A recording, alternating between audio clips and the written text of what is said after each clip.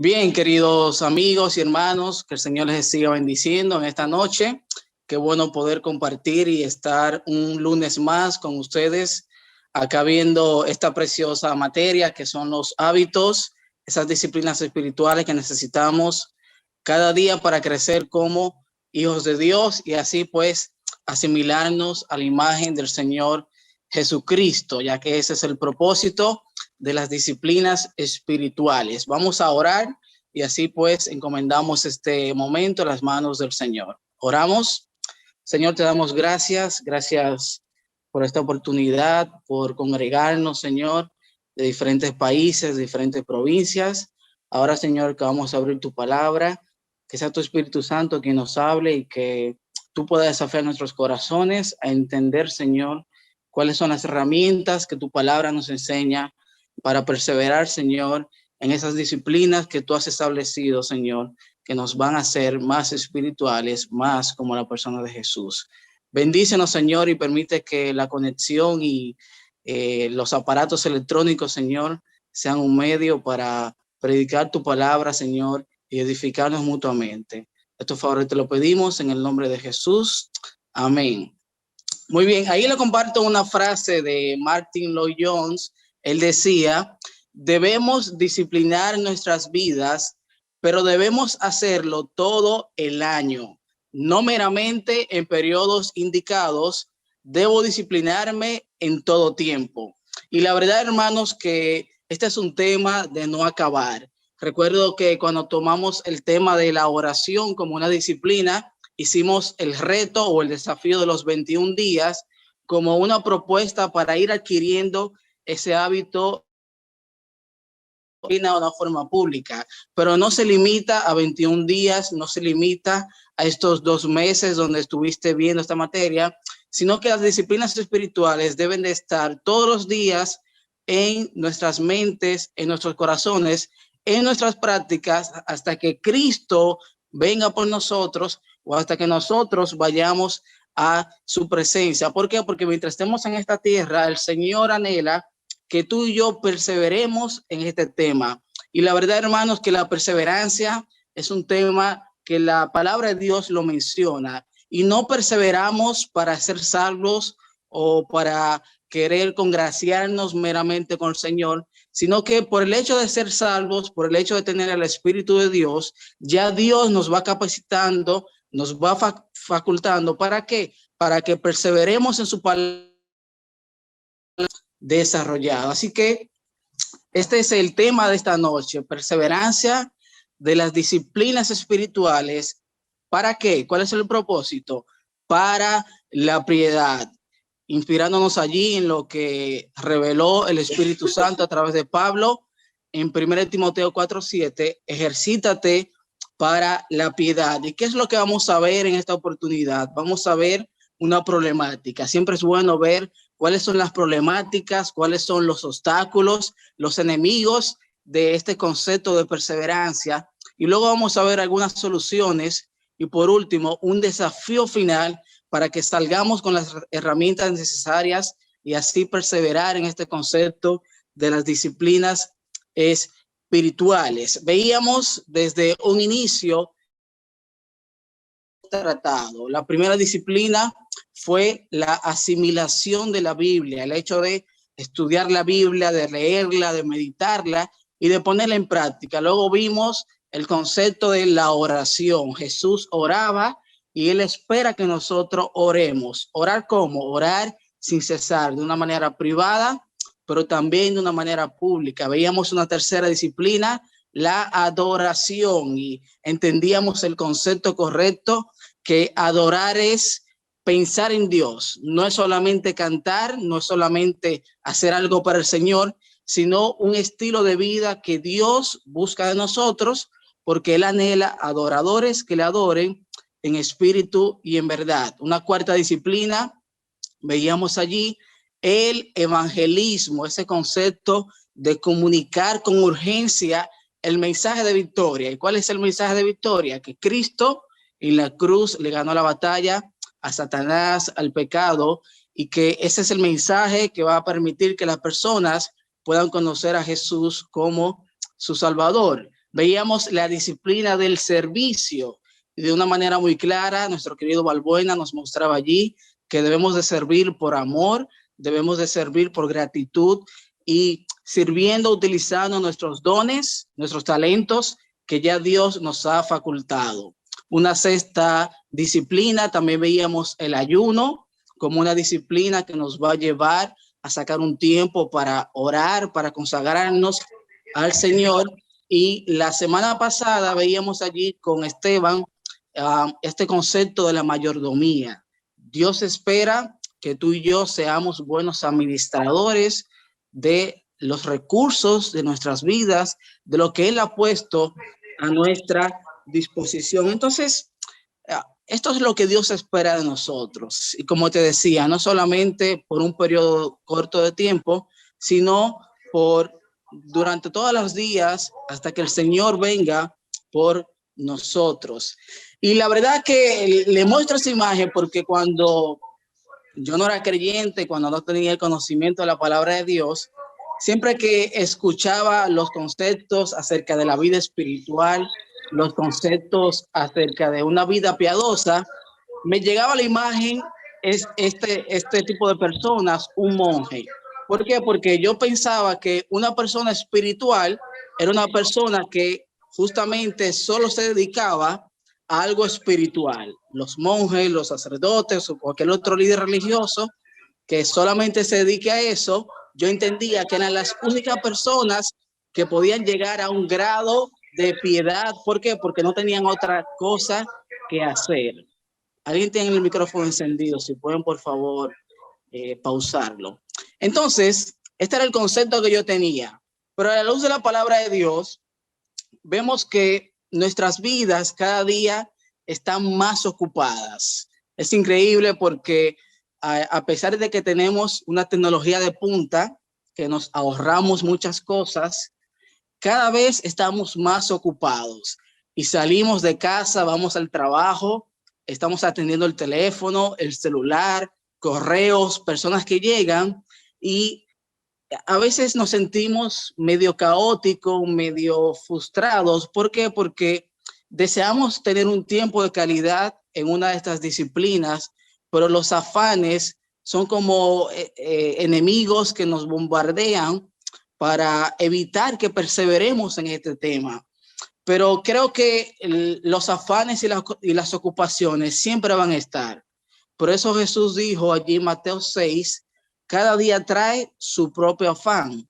Entonces, ¿cuál es la temática? ¿Cuál es la contraparte a esto? Si vemos la persona de Jesús como un ejemplo, estudiando el Evangelio de Marcos, vemos que es un evangelio muy rápido, muy veloz, porque se utiliza mucho la palabra y al instante. Y vemos que Jesús era un hombre sumamente ocupado. ¿Por qué? Porque Jesús tenía labores, tenía oficios, pero a la vez hacía ministerio. Podemos ver a un Jesús que duró todo el día, quizás cuidando ovejas, quizás en el taller de carpintería, ayudando a su padre terrenal, y al otro día, en la madrugada, se levantaba muy temprano para orar. Así que las ocupaciones de él no eran un obstáculo para que él perseverara en estas disciplinas que él mismo instituyó para que tú y yo podamos aplicarla en nuestro diario vivir. Entonces, la pereza jamás conduce a la piedad. Es un mito, es una excusa, es un error pensar que solamente podemos ser piadosos, solamente podemos ser muy espirituales si tenemos mucho tiempo para dedicarnos a esas disciplinas. Aún en medio del afán, aún en medio de las tareas diarias, podemos ser personas piadosas. Entonces, ¿cuáles son las herramientas que la palabra de Dios nos da? Otro concepto que te quería mostrar es que estas disciplinas son para todos. Son para personas, para padres que trabajan largas horas para dedicarle un sustento a su familia. Son para madres que cuidan a tiempo completo a sus hijos y a su hogar. Son para jóvenes que están estudiando en el colegio, en la universidad y están abarrotados de tareas y trabajos prácticos. Son para pastores y líderes ocupados en pleno tiempo a la obra de Dios. También son para solteros que tienen una agenda social muy agitada. En fin, son para todos. Las disciplinas espirituales son para ti, son para mí. Entonces, si no entiendo el concepto de las prioridades en la vida, voy a fracasar en la meta de perseverar. El lunes pasado veíamos la mayordomía y Esteban nos enseñaba el concepto de tener prioridades en la vida. ¿Y cuál es nuestra prioridad como creyente? ¿Cuál debería de ser nuestra prioridad principal? Nuestra relación personal con el Señor. Y luego Esteban de una manera muy magistral nos enseñaba que luego si estás casado, tu pareja, tus hijos, tu familia, y así sucesivamente. ¿Sabes qué? Si tú no estableces prioridades, si tú no la escribes, si tú no la describes en tu vida, otro lo hará por ti. Quizás lo hará tu jefe, quizás lo hará tu propia pareja y te vas a llenar de urgencias que pueden esperar, que cuando no están muy claras en nuestro orden de prioridades, pueden ocupar lo que es el lugar de las cosas importantes. Entonces, establezcamos prioridades para perseverar en las disciplinas espirituales. Tu relación con el Señor tiene que ser una prioridad. Tu servicio a Dios en su obra tiene que ser también otra prioridad en tu vida. Entonces, cuando tenemos un orden de prioridad correcto, todo lo demás sale de una manera natural y conforme al orden que Dios ha establecido. Entonces, quisiera aquí mostrarle un videíto de la tortuga versus la liebre para que entendamos un poco el concepto de lo que es la perseverancia. La voy a compartir acá. Siempre nos gusta traer estos elementos audiovisuales y vamos a ver esta famosa analogía que nos enseña una gran verdad.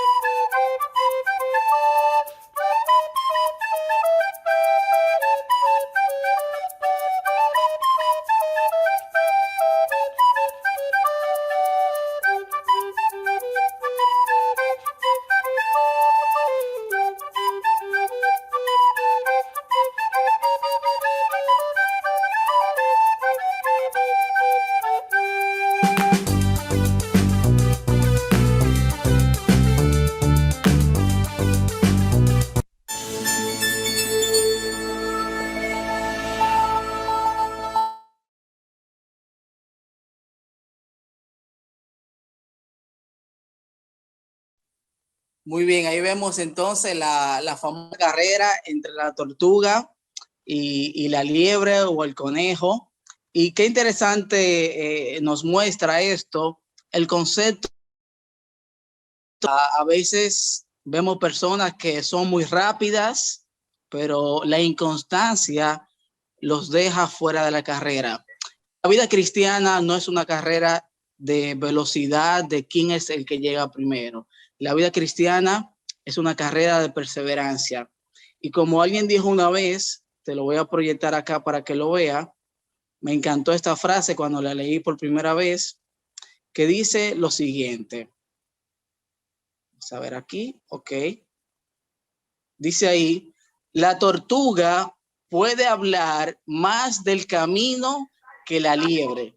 ¿Por qué? Porque la tortuga pues disfrutó el camino, disfrutó cada etapa, mientras que la liebre iba rápido y al final no llegó a la meta. Así que la tortuga nos enseñe el concepto de ir a nuestro propio ritmo, pero nunca desmayar, aunque sea lento, aunque tú veas que otros puedan alcanzarlo primero, tú y yo enfoquémonos en seguir perseverando. Entonces, acá vamos a ver el cuadro de la batalla espiritual del creyente.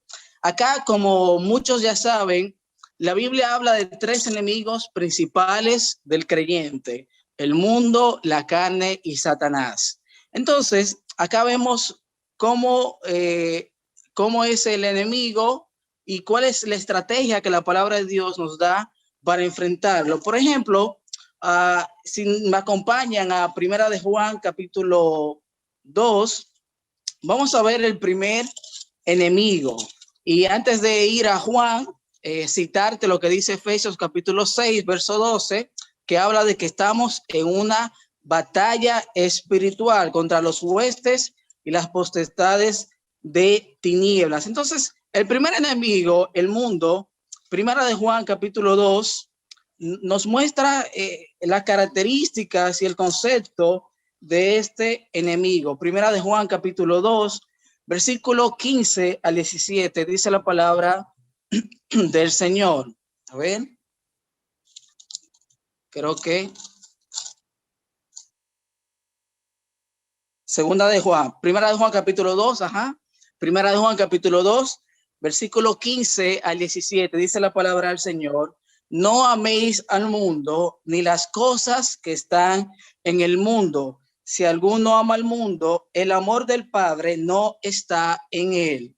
Porque todo lo que hay en el mundo, los deseos de la carne, los deseos de los ojos y la vanagloria de la vida, no proviene del Padre, sino del mundo. Y dice el verso 17, y el mundo pasa y sus deseos, pero el que hace la voluntad de Dios, ¿qué hace? Permanece para siempre. Entonces, alguna característica de este primer enemigo.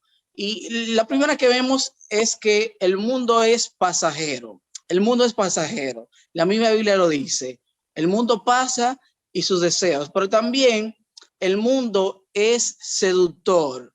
El sistema, que a esto se refiere el mundo, al sistema plantado por Satanás en la sociedad, no a la esfera atmosférica que vemos, ni a las personas como tal, sino al sistema social que Satanás está gobernando, también es muy seductor. Cuidado con las modas, cuidado con las tendencias que salen cada día. ¿Por qué?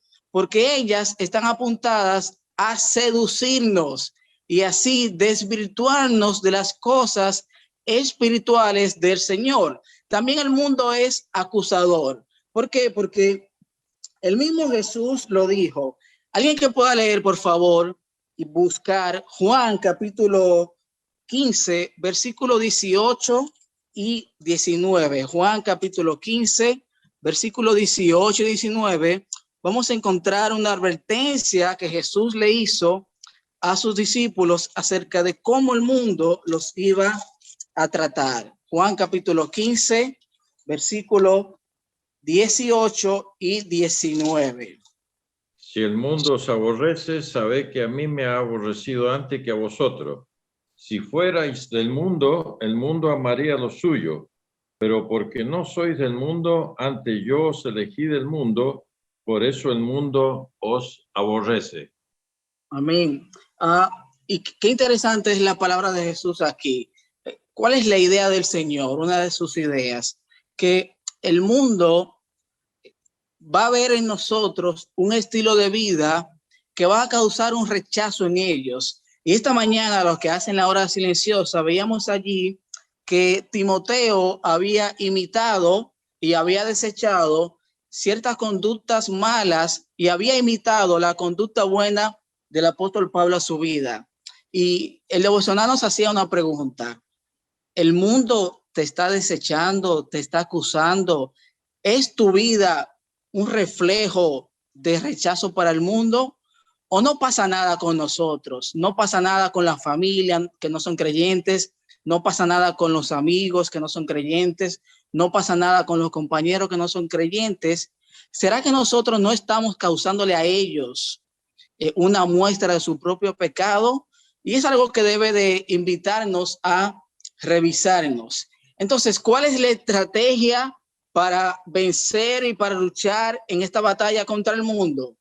La misma palabra de Dios, en el mismo contexto, Primera de Juan 2:17, nos la da. Y la estrategia es vivir y pensar, ¿para qué? Para la eternidad. Vivir y pensar en la eternidad.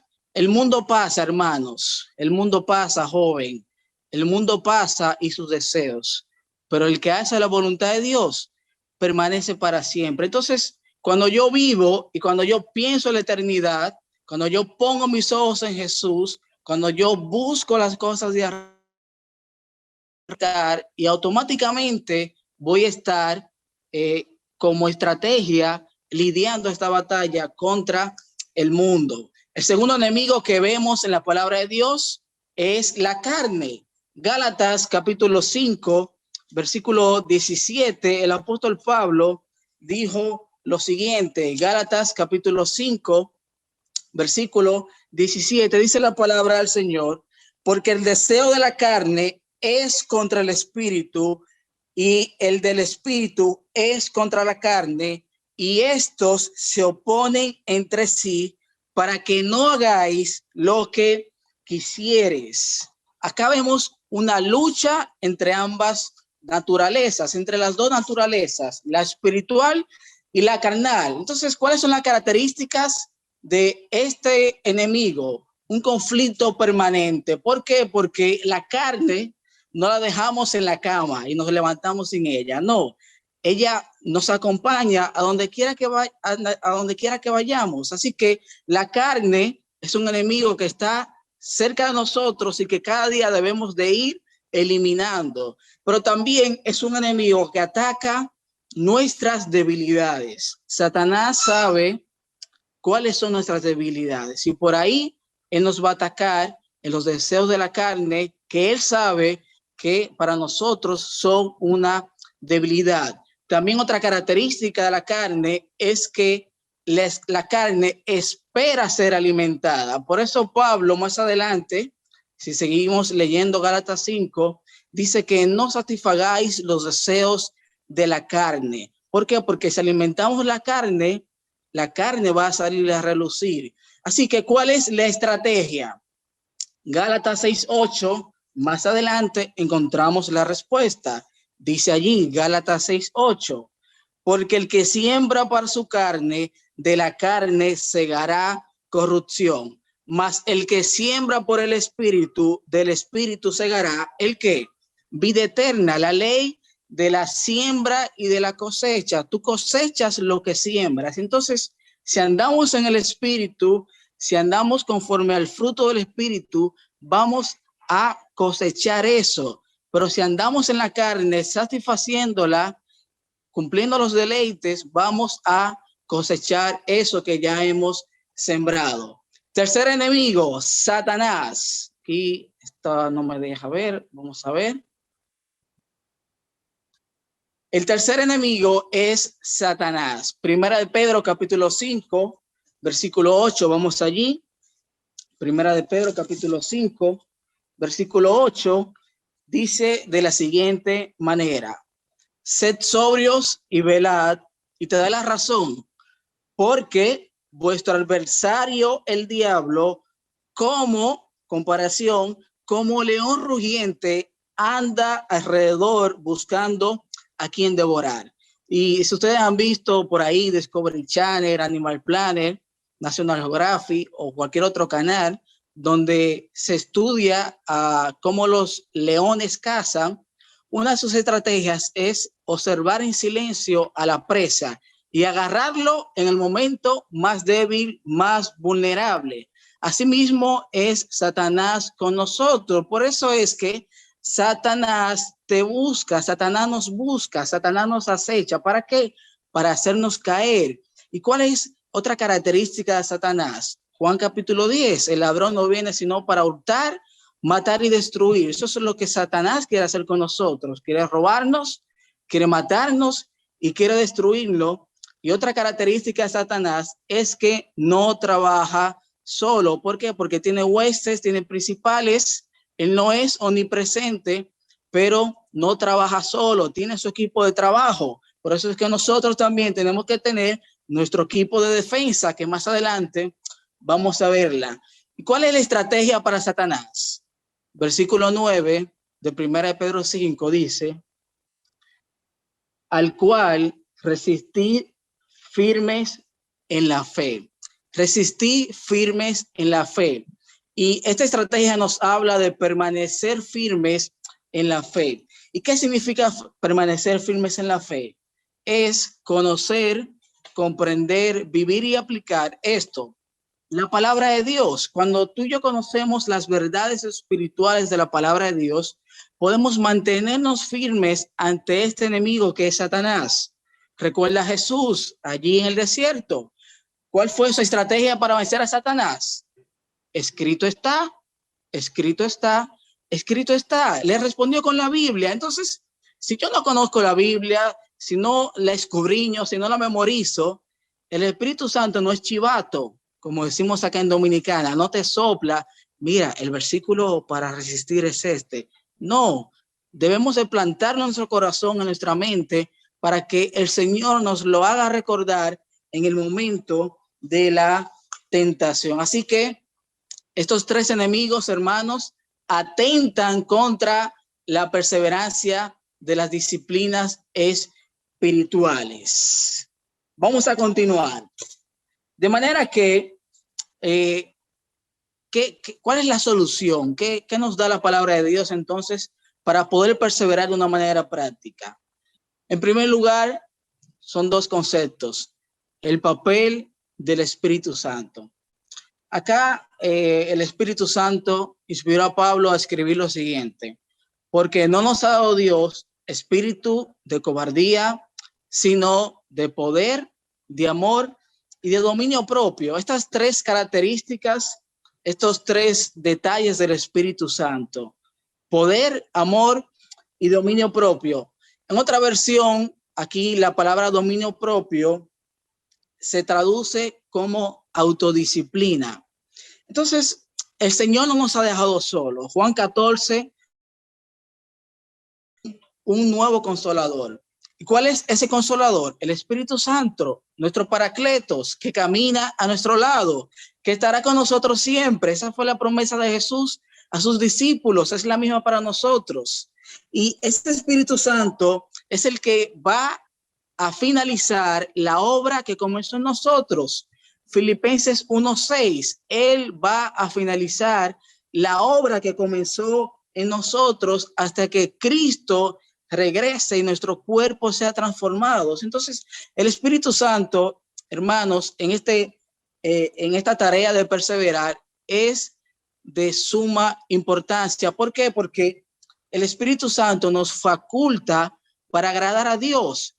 Así que no sé si aquí hay amigos presentes que quizás nos estén visitando, quizás alguien te compartió y no tienes al Espíritu Santo en tu corazón. Déjame decirte que la palabra de Dios muestra que sin el Espíritu no hay vida espiritual y que tienes que entender que Cristo es tu creador, pero también quiere ser tu salvador y que el pecado nos aleja del Señor y que solamente creyendo en lo que Él hizo en la cruz puedes obtener ese regalo y esa nueva naturaleza que es la naturaleza espiritual que da el Espíritu Santo. Así que el Espíritu Santo nos faculta para nosotros autodisciplinarnos en las disciplinas espirituales. El Espíritu Santo nos ayuda inclusive en la oración. Alguien que pueda buscar rápidamente qué dice Romanos 8:26. Vemos la intervención del Espíritu Santo en una de las disciplinas espirituales, Romanos 8:26, en favor de nosotros. ¿Quién lo puede leer?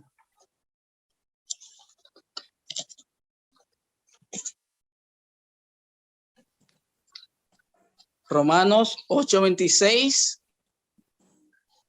Y de igual manera, el Espíritu nos ayuda en nuestra debilidad, pues que hemos de pedir como conviene.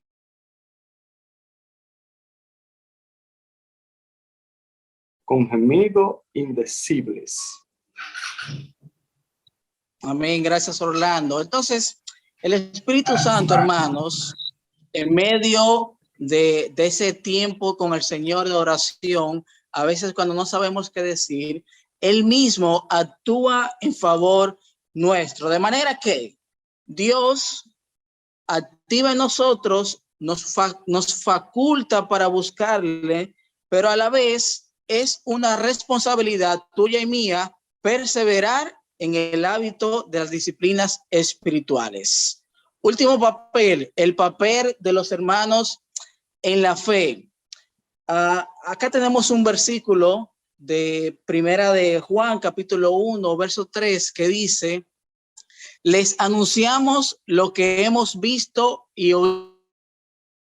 Es el propósito, para que también ustedes tengan comunión con nosotros, y nuestra comunión es con el Padre y con su Hijo Jesucristo. Acá tenemos esta señalización que nos refleja un concepto que la palabra de Dios nos muestra, y es que como cristianos tenemos una relación vertical con el Señor, mi comunión diaria y permanente con el Señor, pero también, por otro lado, mi comunión horizontal con mis hermanos en la fe. Por eso Juan le decía a ellos, a estos hermanos, que él esperaba que su comunión sea para con él, entre ellos mismos, pero también con el Padre. Entonces, ¿cómo entran los hermanos en la fe en el tema de las disciplinas espirituales?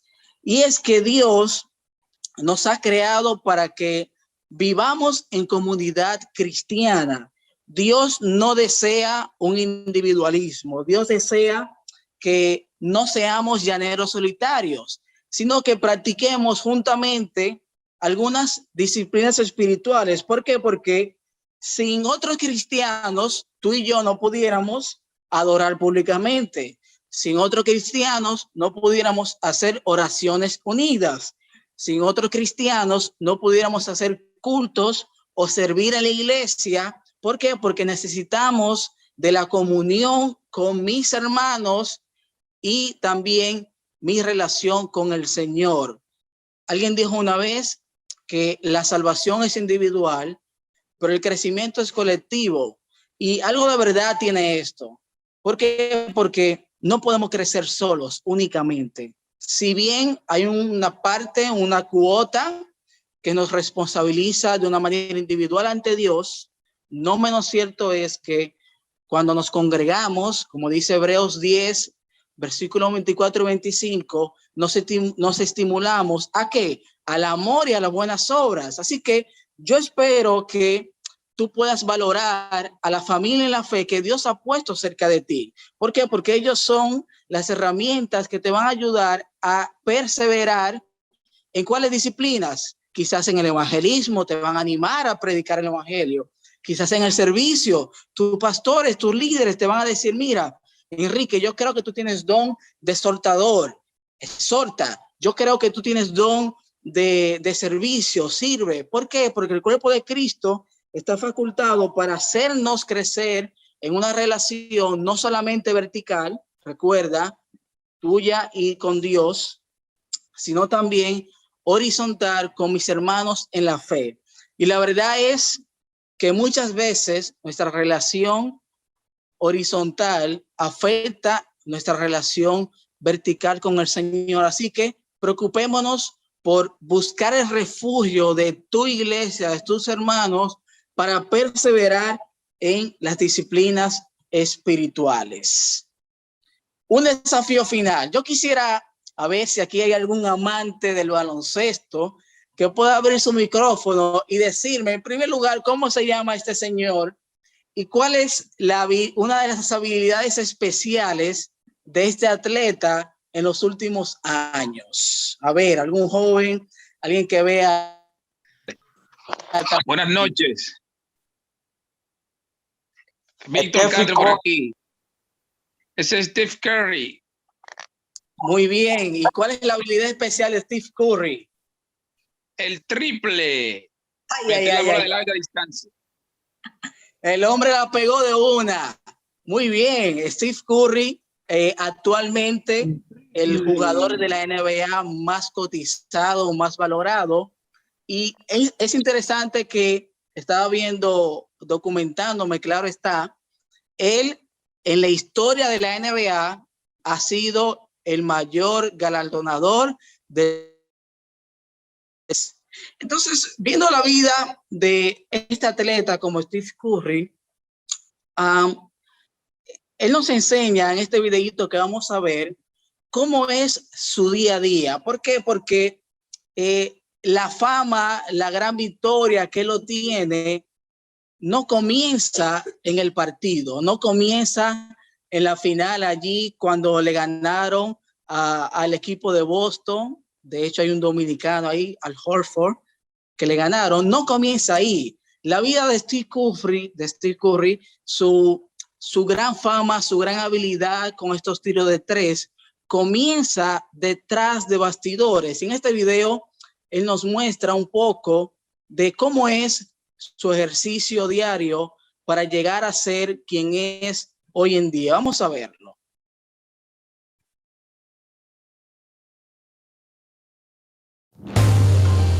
Growing up, I was always the littlest guy on my team.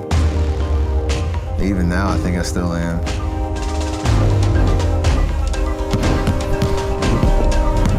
You don't listen to what anybody says you can't do because you know that you can. You ready?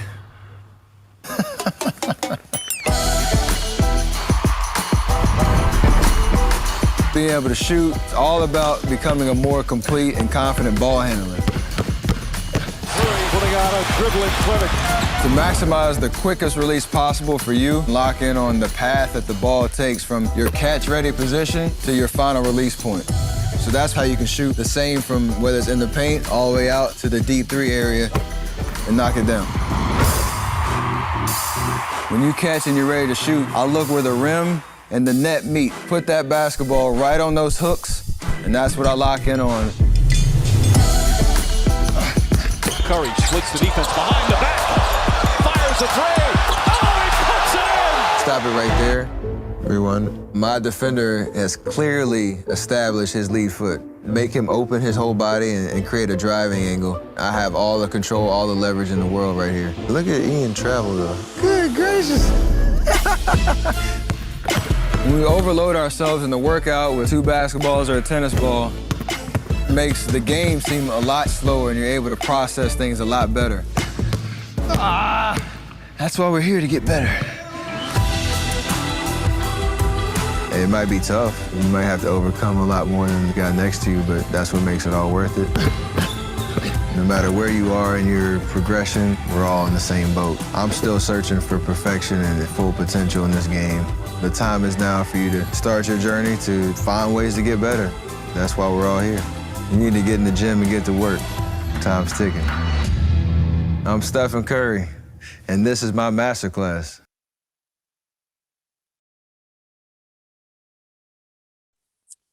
Entonces, acá vemos una pequeña muestra de lo que él hace día tras día para tener esa habilidad con la pelota de baloncesto. La verdad que creo que ninguno de nosotros le llegamos a las rodillas atléticamente a Steve Curry. Y como te decía, su victoria, su campeonato no comienza en el juego final de la NBA. Comienza desde detrás de bastidores, donde él se ejercita, donde él practica y practica. Inclusive vieron allí con 2 pelotas de baloncesto y una de tenis. Veía otro video donde él se tapaba los ojos y allí picaba las pelotas. ¿Para qué? Para ir ejercitando sus músculos, y en el momento de la verdad, la pelota solita, parece que tiene ojos. Entonces, ¿cuál es el desafío final? El desafío final es el mismo desafío que tenía Timoteo. Ejercítate para la piedad. ¿Por qué? Porque un músculo que no se ejercita, se atrofia, se duerme, se debilita. Yo quisiera ir al gimnasio, yo quisiera bajar mi panza, mi barriga, pero no va a bajar sola, va a bajar cuando yo me disponga a hacer algo para que ella se ejercite. Entonces, no sé a lo largo de esta materia en cuál de estos hábitos, de esta disciplina, el Señor te ha marcado de una manera muy especial que tienes que ejercitarlo. Quizás en todos, quizás en algunos, quizás otros los tienes desarrollados, pero pensando un poco en lo que es la asimilación de la Biblia. Y debemos de preguntarnos, ¿estamos leyendo y estudiando la palabra de Dios de una manera diaria? No cuando voy el domingo a la iglesia, no cuando me toca predicar o compartir. No, estamos buscando ese alimento espiritual para nutrirnos con el Señor. La oración es para ti una prioridad, hablar con Dios, con tu Creador, con tu Señor. ¿De qué manera? De una manera frecuente, orar sin cesar. La adoración, ¿estás adorando a Dios como un adorador que Él busca? Que le adore en espíritu y en verdad, como un estilo de vida. El evangelismo, estamos compartiendo esa gran noticia a otros, esa gran noticia de que Cristo es el Salvador. El servicio, estamos involucrados, cumpliendo tu rol, tu papel dentro del cuerpo de Cristo, poniendo en práctica tus dones y talentos. El ayuno, estamos apartando ese tiempo para consagrarnos a la oración, al Señor a través de la meditación. Y la mayordomía, cuando el Señor venga, nos encontrará como siervos fieles o siervos que no administramos muy bien lo que el Señor nos ha dado. Así que te animo, te exhorto a que esto sea una realidad en tu vida. Es el ABC del Evangelio, es lo esencial, es lo que nos va a llevar hacia Cristo. Si no lo practicas, no lo vas a lograr. Pero si lo practicas de una manera constante, firme, a tu propio ritmo, recuerda la tortuga, lo importante es llegar, lo importante es mantenernos firmes en la carrera de la fe. Que el Señor le bendiga y que podamos seguir aprendiendo de su palabra.